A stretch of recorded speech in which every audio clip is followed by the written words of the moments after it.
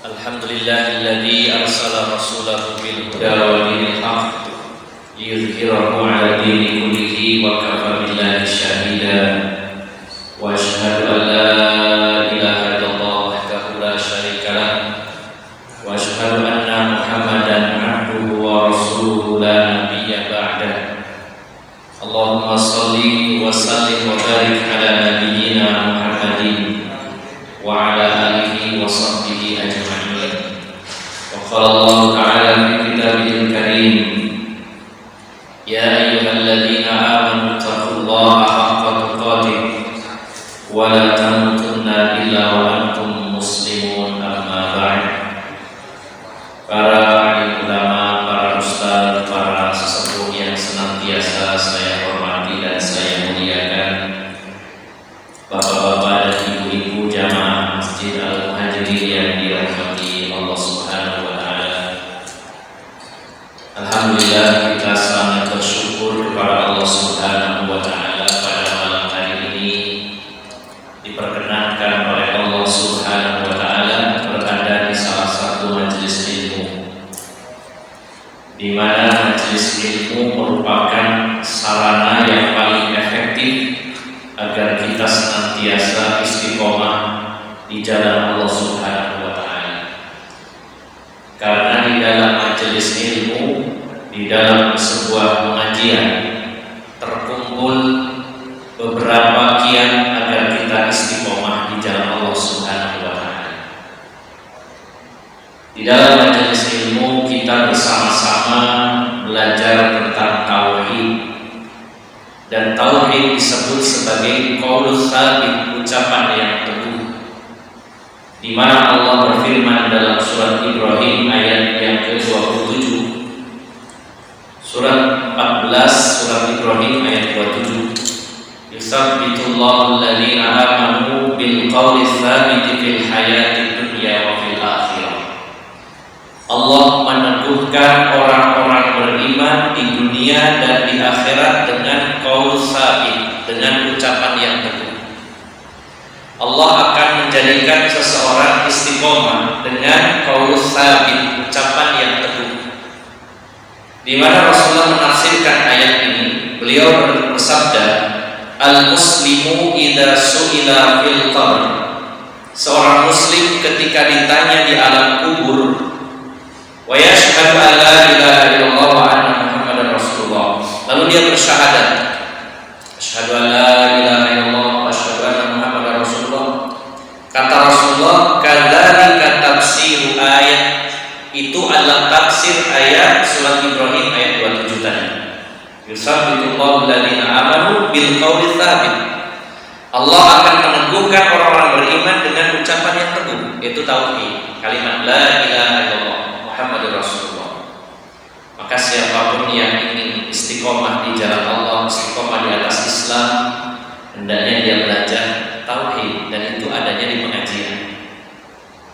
Yang kedua, agar kita istiqomah, Allah berfirman di dalam surat Al-Furqan ayat 32, surat 25 ayat 32. Wa qala alladziina kafaru laula nuzila 'alaihi al-Qur'an jumlatan wahidah kadzalika linutsabbita bihi fu'adak wa ratalnahu tartila. Orang-orang kafir berkata, mengapa Al-Qur'an diturunkan sekaligus? Mengapa Al-Qur'an tidak diturunkan sekaligus saja? Lalu Allah menjawab, demikianlah agar kami teguhkan hatimu dengan Al-Quran itu, dan kami membacanya secara perlahan. Kami teguhkan kamu dengan Al-Quran. Artinya kalau kita ingin istiqomah, belajar Al-Quran. Di mana kita dapatkan pelajaran Al-Quran? Di majelis ilmu, di pengajian. Yang ketiga, Allah berfirman dalam surat Hud ayat 120, yaitu surat 11 ayat 120. Wa kullan naqussu 'alaika min anba'ir rusuli ma nusabbitu bihi fu'adak. Dan setiap kami kisahkan tentang kisahnya para nabi dan rasul, yang dengan kisah tersebut kami teguhkan hatimu. Dengan kisahnya para nabi, para rasul, kisahnya para orang-orang soleh, maka hatimu akan diteguhkan. Artinya kalau ingin istiqomah di jalan Allah, sering mendengar membahas tentang sirah, biografi orang-orang soleh terdahulu, dan itu paling banyak kita dapati di majelis ilmu, di pengajian. Yang keempat, Allah berfirman dalam surat Al-Imran ayat 101, surat 3 ayat 101. Wa kaifa takfuruna wa antum tutla 'alaikum ayatullahi wa fiikum rasuluh. Tidak mungkin kalian akan kufur. Ini adalah sebuah jaminan dari Allah, dan mungkin kalian itu akan kafir, menyimpang, artinya tetap menjadi seorang muslim jika di tengah-tengah kamu dibacakan Al-Quran dan di tengah-tengah kamu ada Rasulullah SAW. Tafsirnya adalah seseorang akan terjaga dari penyimpangan, terjaga dari kekafiran kalau dia sering berteman, berinteraksi, berkumpul dengan orang-orang solih. Di mana kita dapatkan orang-orang soleh pada hari ini? Insya Allah di pengajian di masjid-masjid. Maka Bapak Ibu jamaah sekalian yang dimuliakan Allah Subhanahu Wa Taala, terkumpul di dalam pengajian itu kiat-kiat istiqomah. Artinya kalau kita hadir di majelis ilmu, kita dapatkan sekali jalan beberapa poin agar kita istiqomah. Belajar tauhid, belajar Al-Quran, belajar tentang sirah, berkumpul dengan orang-orang soleh, semuanya kita dapatkan di majelis ilmu. Sehingga bila kita memutuskan untuk berhenti ngaji dengan alasan sibuk, dengan alasan saya sudah tua, tidak usah ngaji lagi, dengan alasan bahwa alam paling temanya itu saja, sudah bosan misalkan, atau dengan alasan-alasan lainnya, kalau kita berhenti hadir di majelis ilmu, berhenti hadir di pengajian, maka alamat kita kehilangan banyak sekali kiat-kiat istiqomah, sehingga kemungkinan besarnya dikhawatirkan akan menyimpang. Apalagi godaan jebakan di akhir zaman begitu hebat. Sangat mudah orang pada hari ini berubah dan tergelincir. Yang tadinya baik jadi buruk, yang tadinya beriman jadi kufur, yang tadinya pandai bersyukur menjadi pandai mengingkari nikmat Allah Subhanahu Wa Taala. Maka Bapak Ibu jamaah sekalian, mari kita terus beribadah, terus istiqomah, khususnya hadir di majelis ilmu. Semoga kita semuanya senantiasa dijaga oleh Allah Subhanahu Wa Taala dari segala penyimpangan, dan semoga kita dijadikan sebagai hamba-hamba Allah yang istiqomah dan tetap di atas iman, di atas Islam hingga kematian mendatangi kita semuanya. Bapak Ibu jamaah sekalian yang dimuliakan Allah Subhanahu Wa Taala, pada malam hari ini di pertemuan pertama pasca Ramadan bersama saya, kita akan bersama-sama membahas sebuah tema yang berjudul 7 dampak buruk harta haram. 7 dampak buruk dari harta yang haram. Bapak Ibu jamaah sekalian yang dimuliakan Allah Subhanahu Wa Taala, kita ditakdirkan jadi umatnya Kanjeng Nabi Muhammad SAW. Dan Nabi kita adalah Nabi terakhir, maka kita pun umat yang terakhir. Setelah wafatnya Rasulullah SAW, maka tidak akan pernah ada lagi wahyu turun ke muka bumi ini. Malaikat Jibril sudah berhenti menyampaikan wahyu, sudah tidak ada Nabi dan Rasul lagi sampai datangnya hari kiamat. Itu artinya kita berada di kehidupan yang terakhir, di penghujung dunia. Nabinya, Rasulnya, Nabi dan Rasul yang terakhir, kita pun umat yang terakhir. Dan ternyata umatnya Rasulullah SAW itu punya ujian, karena setiap umat ada ujiannya, ada cobaannya. Maka Rasulullah menyatakan, inna likulli ummatin fitnatan. Setiap umat itu memiliki ujian masing-masing. Wa fitnatu ummati, dan fitnahnya umatku, ujian cobaan bagi umatku adalah al-mal, harta. Dan ini betul-betul pada akhir zaman seperti hari-hari ini. Kita menyaksikan walaupun tidak semuanya, tapi mayoritas umatnya Rasulullah SAW itu terfitnah, terjebak, tergoda oleh harta. Bahkan seseorang itu berhasil atau tidaknya diukur dengan harta yang dia miliki. Bahkan apapun pada hari ini, secara umum, tidak semuanya, tapi secara umum, yang menjadi ukuran barometer itu adalah harta. Contoh misalkan ada teman kita merantau, misalkan ke Jakarta selama 5 tahun. Kemudian waktu berangkat kita lihat hidupnya pas-pasan, cuma rumah sederhana, kemudian dengan 1 unit sepeda motor. Kemudian merantau ke Jakarta, setelah 5 tahun pulang, rumahnya direnov jadi 3 lantai. Kemudian motornya berganti dengan mobil Fortuner, misalkan demikian. Dan kita lihat gaya hidupnya berubah. Biasanya makan di warung, sekarang makan di restoran, misalkan. Kita lihat ini. Nah, mayoritas orang pasti akan mengatakan, wah kamu benar-benar sukses sekarang. Apa ukurannya? Karena harta. Coba kalau ada teman kita kemudian merantau ke negeri orang, atau misalnya merantau ke luar pulau atau ke kota lain. Saat berangkat rumahnya sederhana, motornya cuma 1 unit. Kemudian setelah 5 tahun pulang, dia jadi orang yang berilmu, datang tapi tidak membawa harta, rumahnya tetap bahkan tambah jelek karena 5 tahun ditinggal. Motornya juga semakin jadul karena udah 5 tahun berlalu. Tetap saja jarang orang mengatakan, wah kamu sekarang sukses ya, ilmu banyak. Jarang sekali. Sehingga yang jadi barometer hari ini adalah harta. Sukses tidaknya seseorang kalau orang ini punya atau tidaknya harta. Bahkan untuk punya jabatan sekarang, yang punya duit, yang berhasil biasanya paling banyak, walaupun tidak semuanya tapi mayoritas. Bah, kalau nyalonkan lurah saja butuh dana berapa miliar sekarang. Modalnya banyak Pak. Ya memang ada tapi tidak banyak. Ada di wilayah tertentu. Misalkan ada 2 kandidat, yang satunya duitnya banyak, bagi-bagi duit, yang satunya tidak bagi-bagi duit dan pas-pasan. Ada yang memang ternyata menang yang kedua. Tapi mayoritas selama ini hanya pilihan lurah saja yang bermodal besar biasanya yang menang. Ukurannya adalah harta, apalagi pilihan presiden.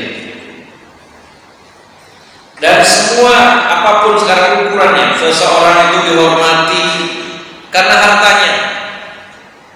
Kalau ketemu orang ini punya duit yang banyak miliaran dibandingkan dengan seseorang yang tidak punya duit, lebih dihormati yang punya duit pada hari ini. Diakui atau tidak, kita ketemu orang duitnya banyak pasti dihormati pada hari ini, karena memang betul-betul ujian iman ini adalah harta. Sehingga ukuran dan barometer berhasil dan sukses atau tidaknya seseorang ketika dia punya atau tidaknya harta. Bahkan sampai-sampai dalam sebuah komunitas, ini tidak semua juga tapi mayoritas, yang jadi ketua orang yang paling banyak duitnya.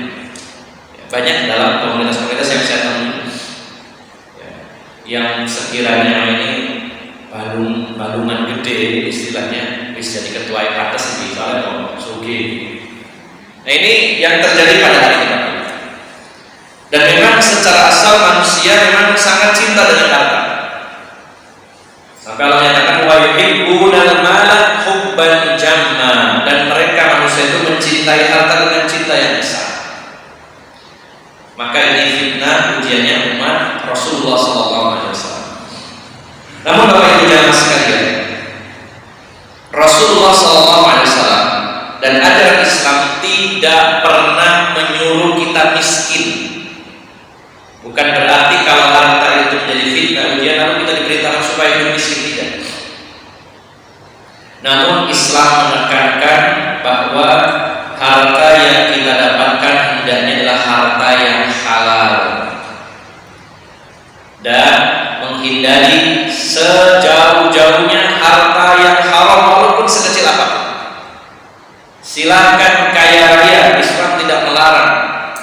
itu jangan sampai menghalalkan segala cara. Silakan punya rumah mewah, mobil bagus, berapa unit pun, asal didapatkan dengan cara yang halal dan diperuntukkan untuk yang halal juga.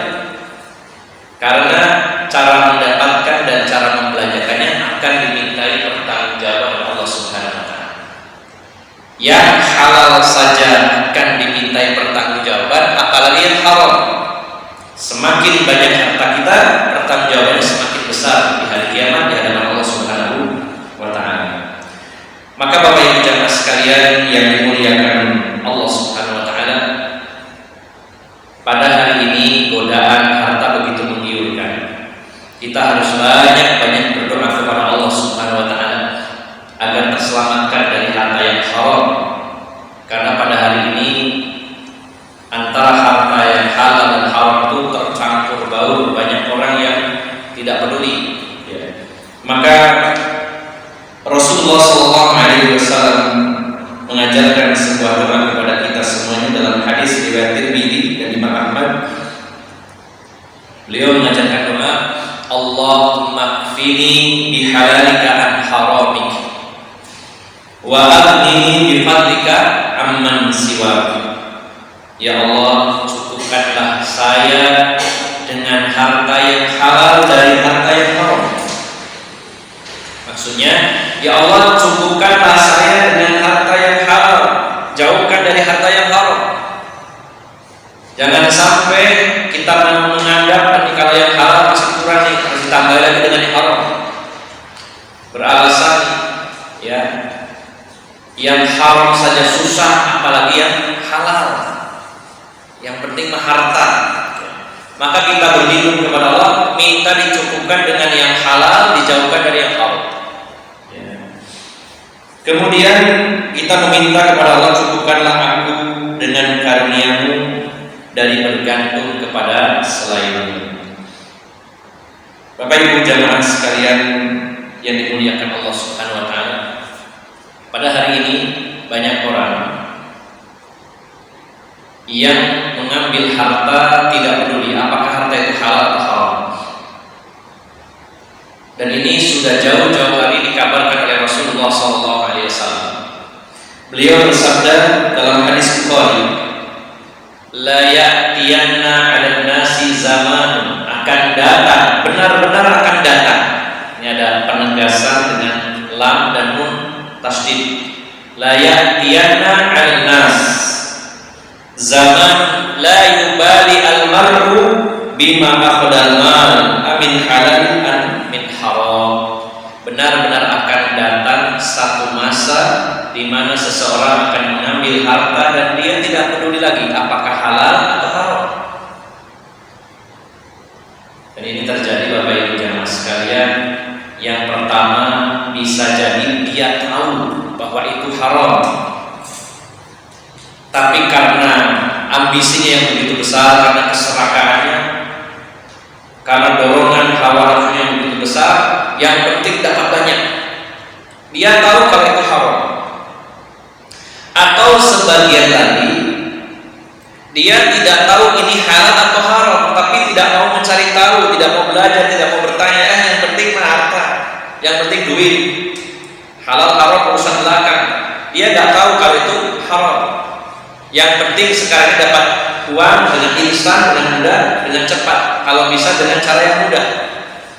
Bukan masalah halal haramnya, tapi gimana caranya dapatnya mudah dan dapatnya besar.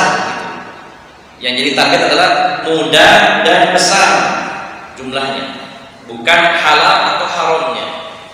Maka Bapak Ibu jamaah sekalian yang dimuliakan Allah Subhanahu wa taala, alangkah bahagianya bila pada hari ini masih ada di antara kita orang-orang yang sadar betul bahwa harta itu yang kita cari bukan banyak atau sedikitnya, tapi keberkahannya. Walaupun sedikit, kalau barokah akan menenteramkan, membahagiakan dan cukup. Tapi walaupun banyak akan menyengsarakan. Berapa banyak pada hari ini, dan ini betul-betul terjadi, banyak yang sambat kepada saya sendiri. Ketika usaha drop, biasanya dapat 1 M hanya dapat 100 juta, sahabatnya Pak habis-habisan. Luar biasa. Saya mikir 100 juta masih sahabat. Kenapa? Biasanya dapatnya 1 M. Ketika drop usahanya, dapatnya cuma 100. Padahal banyak orang yang keliling utang untuk mendapatkan uang 1 jutanya susah payah. Ini dapat 100 juta itu masih bingung. Bahkan ada yang curhat ke saya ini sekarang lagi turun usaha saya, susah banget saya. Tanah harus saya jual, mobil yang 3, yang 2 harus saya jual, tinggal 1. Tabungan dikuras, perhiasan dijualin. Aduh, ini alamat ini kiamat hidup saya. La haula wala quwwata illa billah. Saya mikir masih ada yang dijual, cuma bingung Pak. Padahal itu mobilnya masih ada 1 unit MBX, rumahnya besar, tanah masih ada, dan lain-lain. Tiap hari susah sabar. Ya Allah, ini betul-betul drop saya, semuanya dijual. La haula wala quwwata illa billah. Ya. Maka berapa banyak orang yang memiliki harta yang banyak tapi susah hidupnya karena kurang keberkahannya. Dan ada orang yang sebenarnya pas-pasan, bahkan kadang tidak pegang uang, tapi saat butuh alokasi, dan dia sangat bersyukur, ya Allah, alhamdulillah saya bisa makan hari ini dengan enak, masih ada uang di dompet, mau beli ke warung bebek Purnama atau kemana bisa milik, bersyukur dengan itu semua. Nah, maka Bapak Ibu jamaah sekalian, alangkah bahagia kita yang diberikan harta yang barokah dan Allah cukupkan dan berikan kekayaan di dalam hati kita, itulah yang membahagiakan kita. Dan kita berlindung dari sifat kufur terhadap nikmat Allah Subhanahu wa taala yang justru akan membuat kita semakin susah.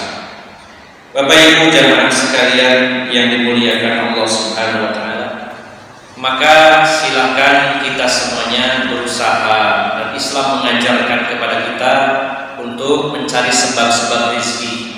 Silakan bekerja apapun, berbisnis apapun, selama itu adalah perkara-perkara yang dihalalkan oleh Allah Subhanahu wa taala. Maka jangan sampai karena pingin cepat kaya, pingin cepat dapat duit, tidak peduli halal haram diambil. Karena sebenarnya dampak dari harta haram itu sangat besar Bapak Ibu jamaah sekalian. Maka mudah-mudahan apa yang akan kita bahas menjadi pengingat bagi saya pribadi khususnya, dan bagi Bapak Ibu jamaah sekalian pada umumnya.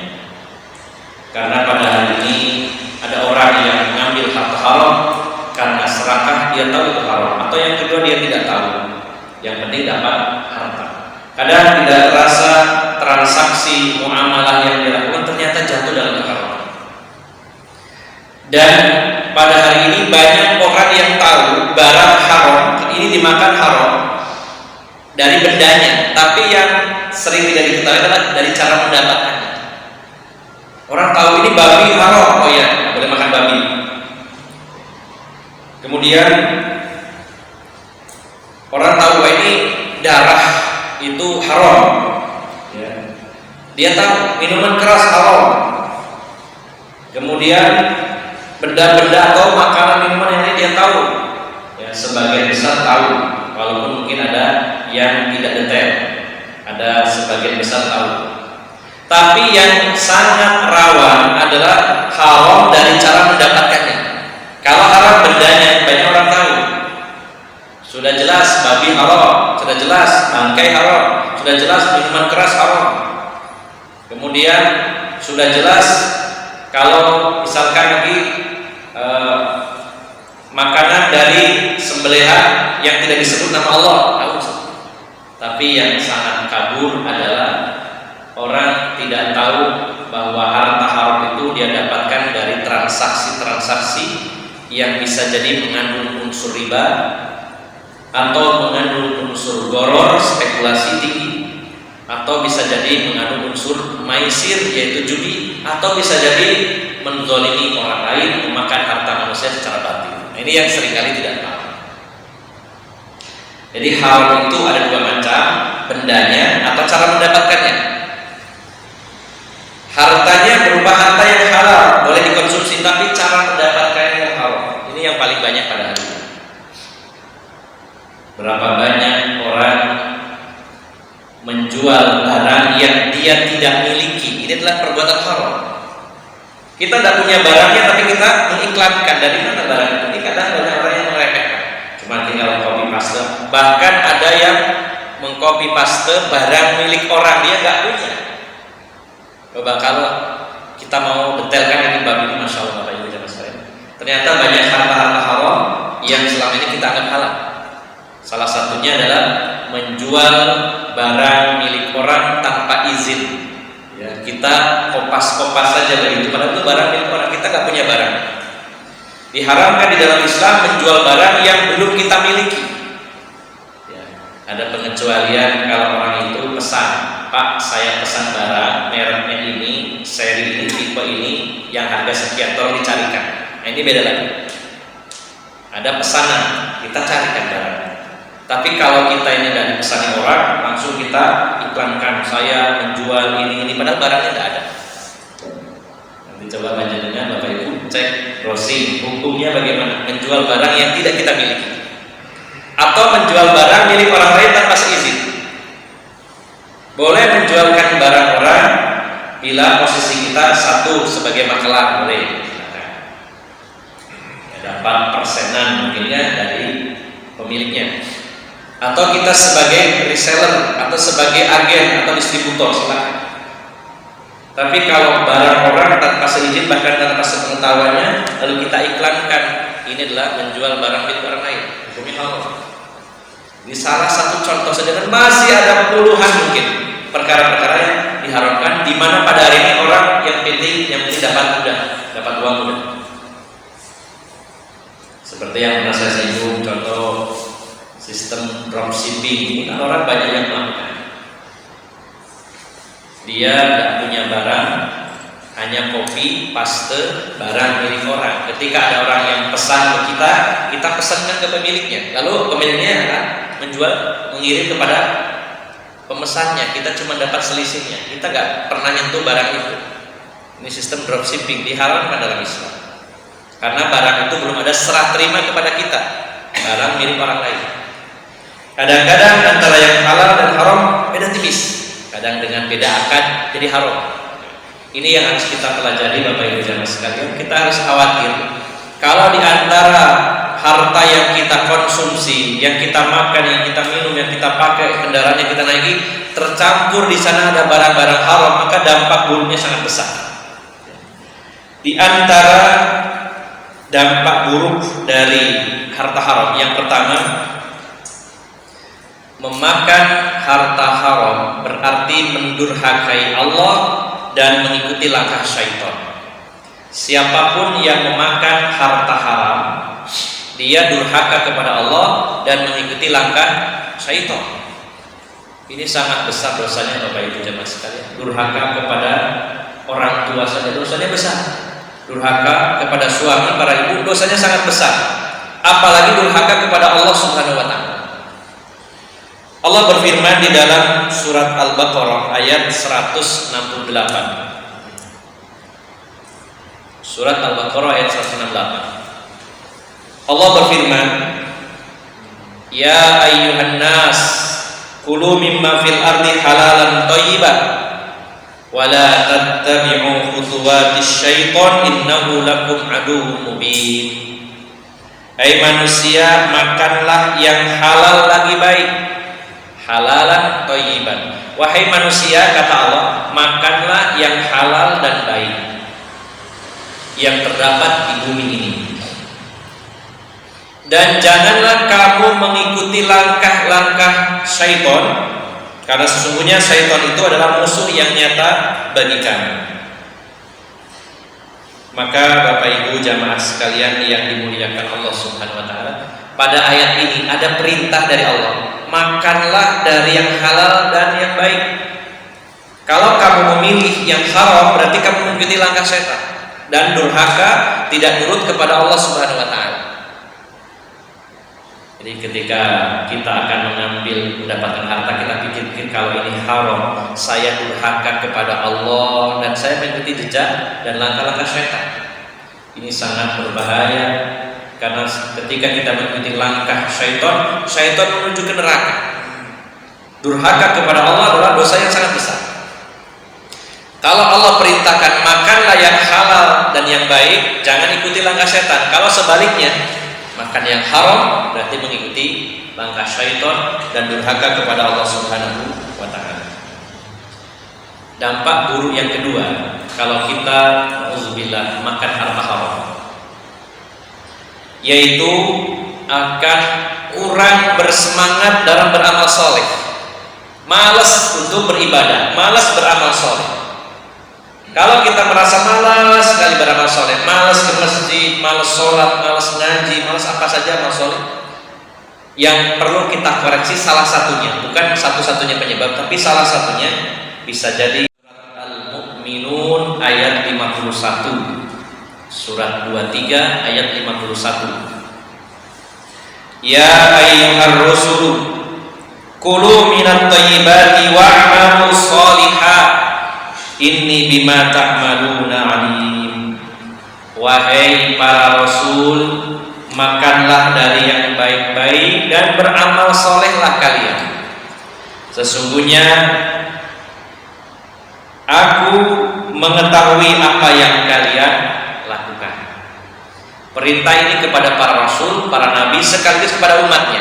Perintah untuk makan yang halal. Thayyiban ini adalah yang halal, walaupun dalam artinya baik, tapi yang dimaksud dalam ayat ini ketika disebutkan tersendiri, yang baik adalah yang halal. Wahai para rasul dan juga sekaligus umatnya, makanlah dari yang baik-baik, yang halal-halal, dan beramal solehlah. Maka Ibnu Katsir, seorang ulama ahli tafsir, menjelaskan ayat ini bahwasanya Allah Subhanahu wa taala memerintahkan para rasul untuk makan yang baik-baik, yang halal-halal, dan beramal soleh. Penyandingan dua hal ini, makan yang halal dengan amal soleh, ini ada kaitannya. Artinya kalau yang kita makan itu adalah yang halal, maka kita akan semangat beramal soleh. Sebaliknya, kalau yang dimakan haram, maka kita malas beramal soleh. Maka dampak buruk yang kedua dari makan harta yang haram adalah malas beribadah dan beramal soleh. Kemudian yang ketiga, memakan harta yang haram adalah kebiasaan orang-orang Yahudi. Siapa yang meniru Yahudi maka celaka. Orang-orang Yahudi itu memang terkenal jago dalam bisnis dan juga dalam urusan dunia mereka maju, tapi mereka tidak peduli halal atau haram. Dulu di zaman Rasulullah saja orang Yahudi adalah orang-orang yang sangat kaya raya di antara mereka. Kita tahu Bani Qainuqa di Madinah itu adalah kampung Yahudi yang mata pencahariannya adalah membuat perhiasan emas. Makanya ketika diusir oleh Rasulullah dari Madinah, mereka ada yang membawa satu unta penuh itu dengan emas. Mereka akhirnya pergi menuju Khaybar dan menjadi basis pertahanan Yahudi yang paling kuat di Jaziratul Arab. Bahkan pasukan Romawi tidak pernah bisa menaklukkan Khaybar karena bentengnya berlapis-lapis, persenjatanya sangat lengkap, dan personil pasukannya sangat banyak. Allah Subhanahu wa taala memenangkan kaum muslimin, Rasulullah dan para sahabat pada peristiwa perang Khaybar. Padahal orang Romawi saja tidak mampu menaklukkannya. Padahal waktu itu orang Yahudi dalam benteng yang berlapis-lapis dengan jumlah personil 10.000, sementara kaum muslimin hanya 1.600 orang. Allah berikan kemenangan walaupun sangat sulit waktu itu. Maka di antara sifat Yahudi adalah biasa memakan harta haram. Mereka menghalalkan riba. Pada hari ini yang memegang kendali ekonomi dunia banyak dari kalangan Yahudi. Kaum kapitalis banyak juga yang dimotori orang-orang Yahudi. Mereka tidak peduli halal haram, yang penting duit. Mereka juga menghalalkan riba, ya, biasa memakan riba. Bisa kita lihat di dalam surat Al-Maidah ayat 62-63. Surat Al-Maidah ayat 62-63. Allah berfirman, wa tara katsiran minhum yusari'una fil itsmi wal udwan wa aklihim musuh la bi'sa ma kanu ya'malun laula yanhahumur rabbaniyuna wal ahbaru an qawlihimul itsma wa aklihim musuh la bi'sa ma kanu yasna'un. Kamu akan melihat kebanyakan dari orang-orang Yahudi bersegera dalam berbuat dosa, permusuhan dan memakan harta haram. Kamu lihat orang Yahudi, kebanyakan dari mereka bersegera dalam berbuat dosa, permusuhan dan memakan harta yang haram. Sungguh amat buruk apa yang mereka kerjakan. Mengapa orang-orang alim mereka, pendeta mereka tidak melarang mereka mengucapkan perkataan bohong dan memakan harta yang haram? Sesungguhnya amat buruk apa yang telah mereka kerjakan. Jadi pola ini ditiru oleh kaum muslimin karena memang Rasulullah sudah menegaskan la tattabi'anna subula man kana qablakum shibran bi shibrin zira'an bi zira'in hatta law dakhalu fi juhri dhabbin la dakhaltumuh. Sungguh kalian akan mengikuti langkah-langkah, tata cara, jalan orang-orang sebelum kalian, sejengkal demi sejengkal, sehasta demi sehasta. Seandainya mereka masuk ke lubang kadal, gulun, itu dom, sungguh kalian tidak akan masuk ke dalamnya. Lalu orang-orang bertanya kepada Rasulullah, Ayahudu wan Nasor, Ayahudu an Nasor al Nasor atau wan Nasor, apakah mereka itu Yahudi dan Nasrani? Maka Rasulullah jawab, faman, siapa lagi kalau bukan mereka? Langkah-langkah orang Yahudi diikuti oleh kaum muslimin. Sampai-sampai kalaupun seandainya mereka masuk ke lubang kadal, maka kaum muslimin akan masuk juga ke dalamnya. Maka dampak buruk dari memakan harta haram adalah kita dianggap sebagai orang yang mengikuti orang-orang Yahudi. Kemudian yang keempat, Bapak Ibu jamaah sekalian, badan yang tumbuh dari harta yang haram berhak disentuh oleh api neraka. Badan, daging, otot, tulang, darah yang tumbuh dari harta yang haram maka sangat layak disentuh api neraka. Sebagaimana nasihat Kanjeng Nabi Muhammad SAW dalam hadis riwayat Imam Tirmidzi kepada Ka'ab bin Ujrah. Beliau bersabda, "Ya Ka'ab bin Ujrah, wahai Ka'ab bin Ujrah, innahu la yarbu lahmun nabata min suhtin illa kanatin nar aula bih." Wahai Ka'ab bin Ujrah, sesungguhnya daging di badan yang tumbuh dan berkembang dari sesuatu yang haram berhak dibakar dalam api neraka. Nauzubillah, artinya kalau ada harta haram yang kita makan lalu tumbuh jadi daging, jadi otot, jadi tulang, jadi darah, maka semuanya itu sangat layak dibakar oleh api neraka. Dengan kata lain, makanan, minuman, pakaian, apapun yang kita kenakan dari barang yang haram lalu tumbuh di badan kita, maka akan menyebabkan tubuh kita menjadi tubuh yang durhaka kepada Allah Subhanahu wa ta'ala.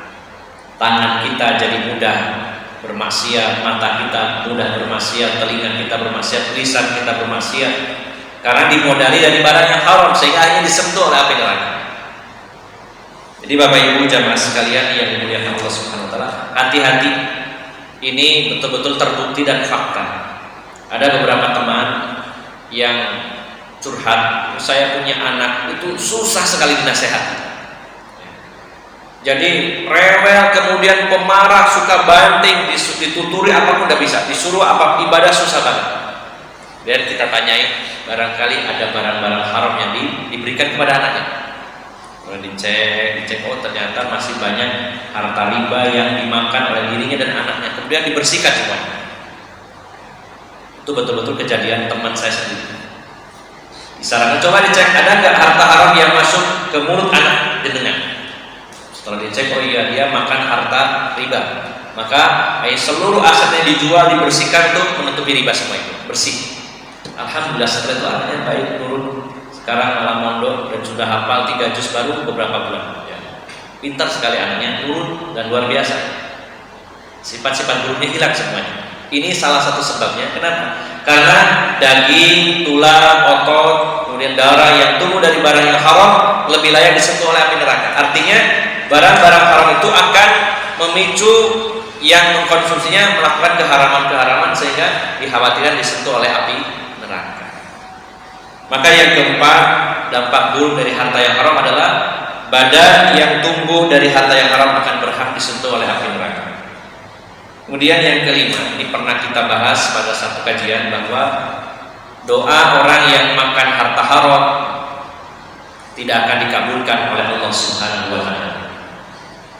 Ketika Rasulullah menyebutkan ada orang yang sebenarnya dia sudah melakukan perbuatan yang harusnya doanya dikabulkan. Rasulullah menyatakan fadzakara rajula.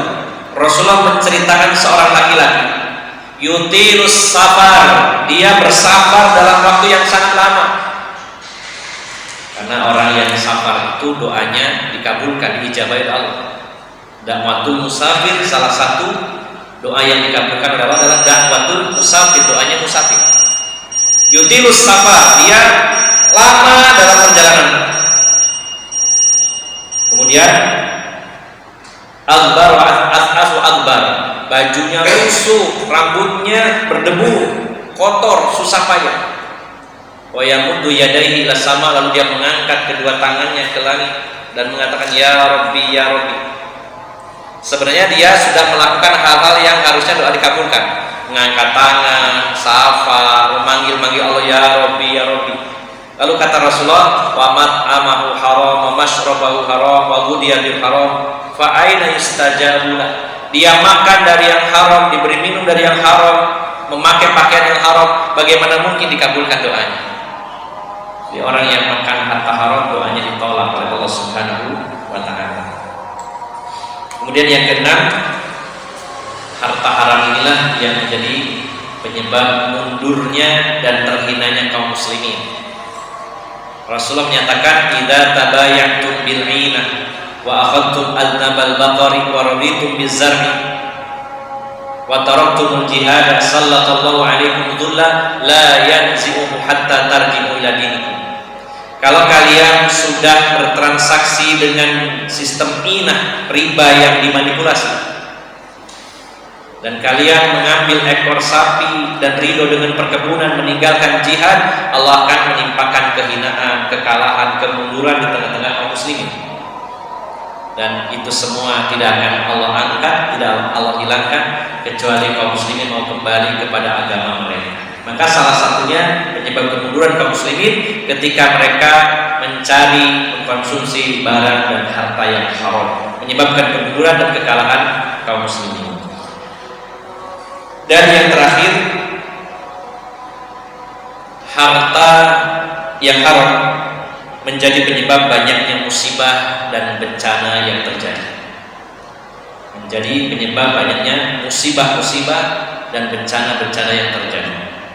Rasulullah SAW bersabda dalam hadis riwayat Imam Hakim, beliau bersabda, "Idza dhahara zina war riba fi qaryatin faqad ahallu bi anfusihim adab Allah."